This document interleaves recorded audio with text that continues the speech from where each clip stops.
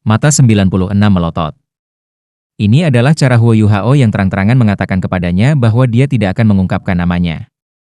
Dia tidak menyelidiki lebih jauh, tetapi hanya tersenyum. Nomor 66, apa pendapatmu tentang pertarungan hari ini? Huo Yuhao tampak bersemangat. Menarik. Siapa bilang insinyur jiwa tidak bisa bertarung? Aku pikir itu ide yang bagus untuk bertarung menggunakan alat jiwa kamu sendiri. Nomor 96 terkekeh dan berkata, aku pikir itu ide yang bagus juga. Sepertinya kita memiliki pemikiran yang sama. Aku telah melihat grup sebelumnya. Kami tidak akan bertemu di chapter ini.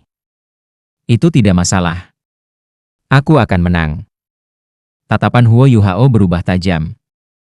Apakah begitu? Kita lihat saja nanti. 96 tersenyum dan berdiri sebelum berjalan kembali ke kursi asalnya. Ada ekspresi menghina di wajahnya. Dia percaya bahwa dia telah mendapatkan informasi apapun yang dia butuhkan dari pemuda sombong ini di kursi roda. Huo Yuhao memutar bibirnya dan bahkan tidak melihat mereka berdua. Menguji aku?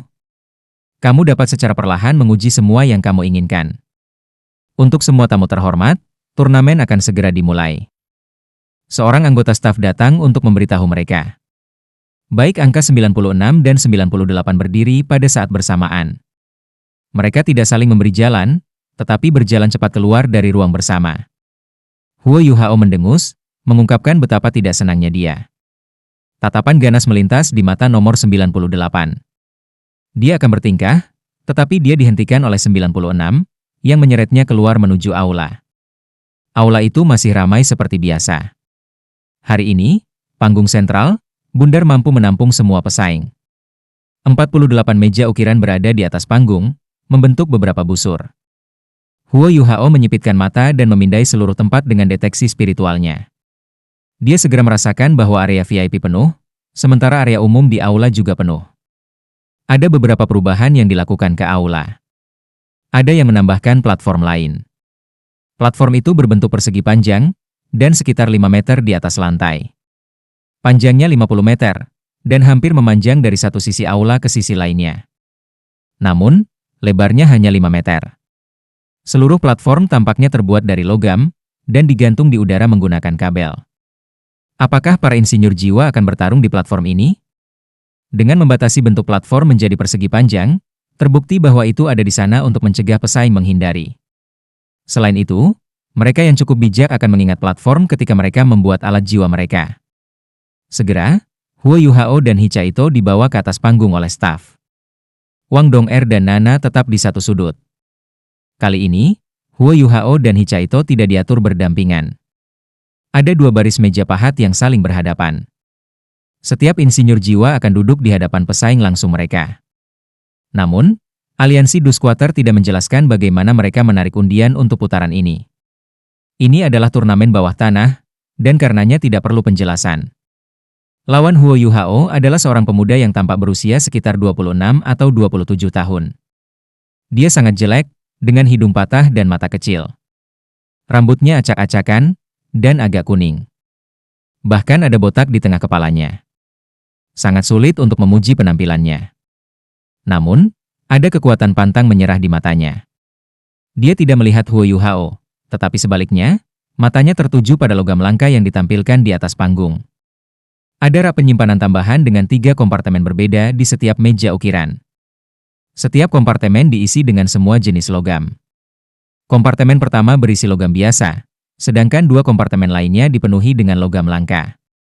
Ada lebih dari 30 jenis logam langka.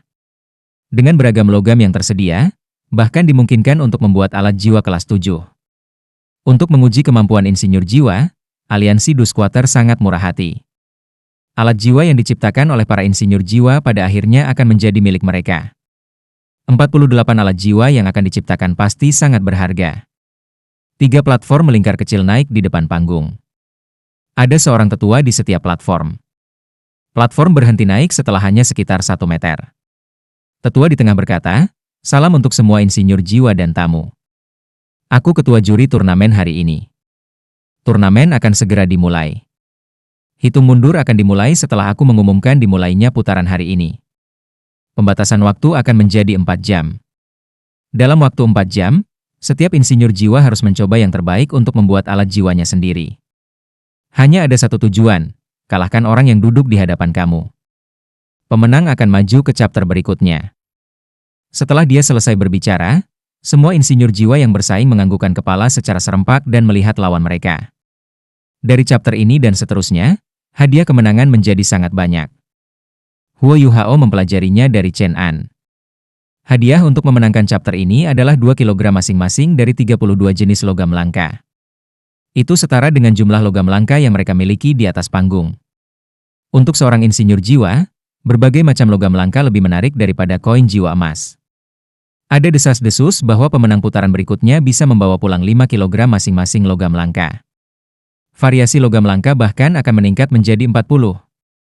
Sebagian besar logam langka ini dilarang diekspor dari Kekaisaran Sanmun. Mereka pasti sangat berharga. Insinyur jiwa di hadapan Huo Yuhao mengangkat kepalanya dan menyeringai, memperlihatkan gigi-giginya yang kuning bengkok. Saudaraku, bagaimana kabarmu? Nama aku Gao Dalou. Ayo, mari kita memiliki kompetisi yang bagus.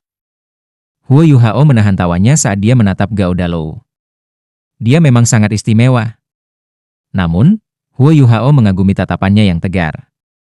Dia bukan orang yang menilai orang lain berdasarkan penampilan mereka, terutama dalam kompetisi.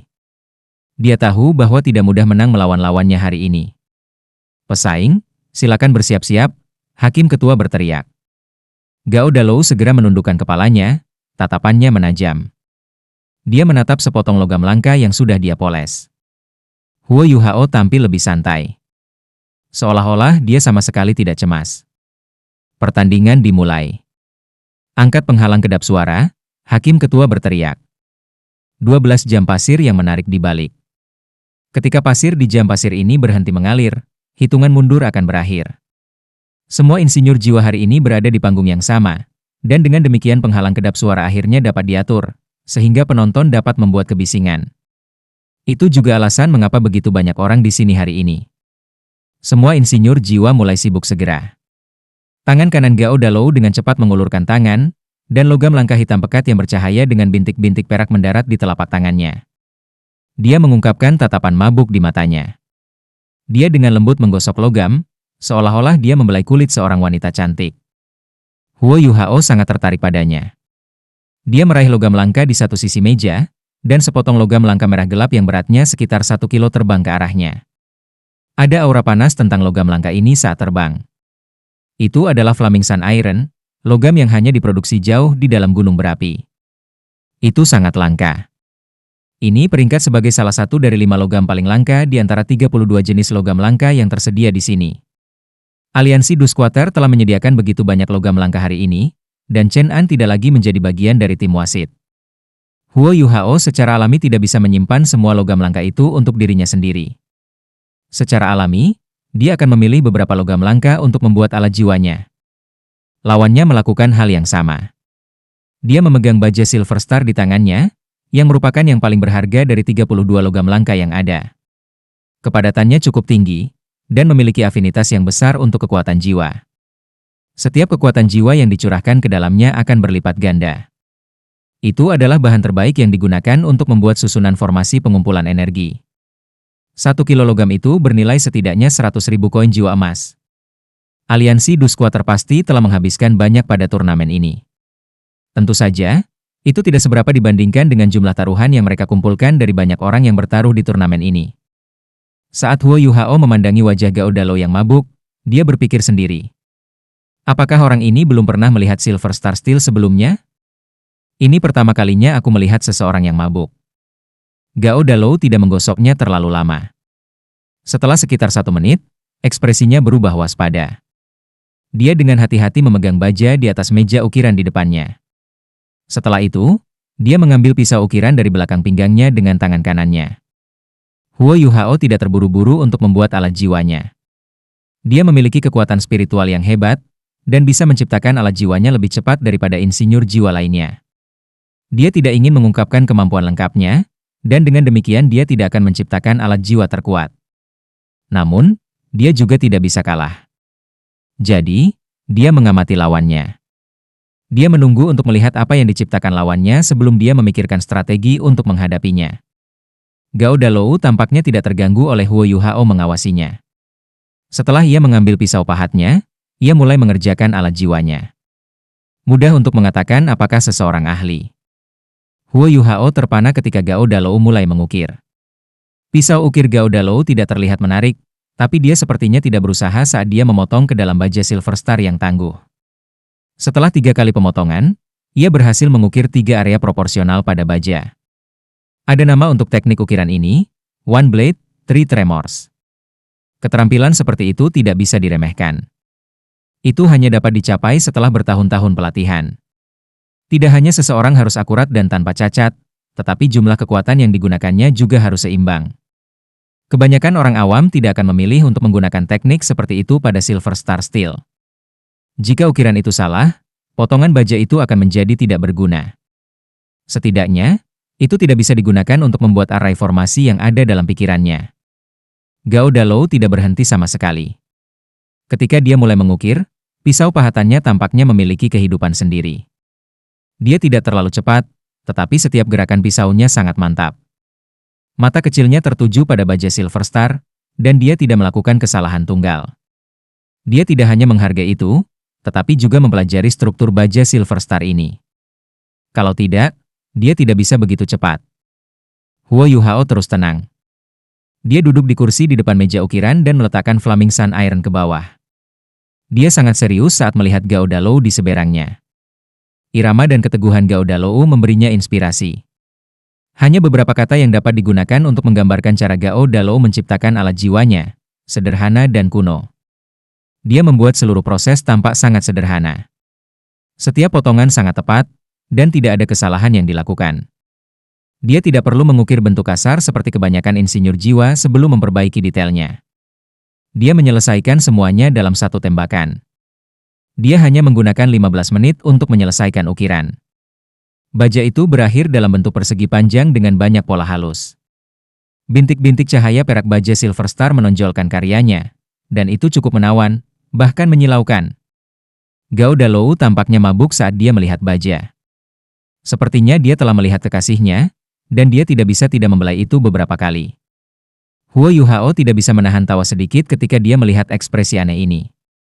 Gao Dalou tersentak bangun. Dia mengangkat kepalanya untuk melihat Huo Yuhao. Dia melihat sepotong Flaming Sun Iron lengkap masih di depannya. Hei saudara. Apakah kamu tidak akan memulai? Lihatlah. Arai formasi pertama aku sudah selesai. Kami adalah pesaing. Huo Yuhao terkekeh dan berkata, jangan terburu-buru. Metode kamu memang mengesankan. Benar-benar di luar kebiasaan. Akademi rekayasa jiwa mana yang kamu lulus? Gao Dalou memasang tampang pahit di wajahnya. Akademi teknik jiwa mana yang menginginkanku? Aku bahkan tidak mampu membayar biaya. Aku belajar semuanya sendiri di rumah. Aku juga melatih diri aku dalam aspek ini dengan menggunakan potongan besi biasa. Aku tidak takut diejek oleh kamu, tetapi aku harus mengakui bahwa ini adalah pertama kalinya aku melihat begitu banyak logam langka. Terutama baja Silver Star ini. Itu terlalu indah. Afinitasnya dengan kekuatan jiwa terlalu ajaib. Jika seseorang bisa membiarkan aku menggunakan logam langka seperti itu selamanya, aku bersedia menjual hidup aku kepadanya. Aku berharap dapat memenangkan beberapa hal bagus dari turnamen ini. Huo Yuhao tersentuh, dan dia berkata, Kakak Gao, aku terkesan dengan kemampuan kamu. Ayo lanjutkan. Ada batas waktu. Oh, ya. Mari kita lanjutkan. Teruslah bekerja keras. Ketika dia berbicara, dia langsung sibuk lagi. Gao Dalou tidak peduli bahwa orang lain mengira dia adalah udik pedesaan yang belum pernah melihat dunia sebelumnya. Dia memilih bahan terbaik,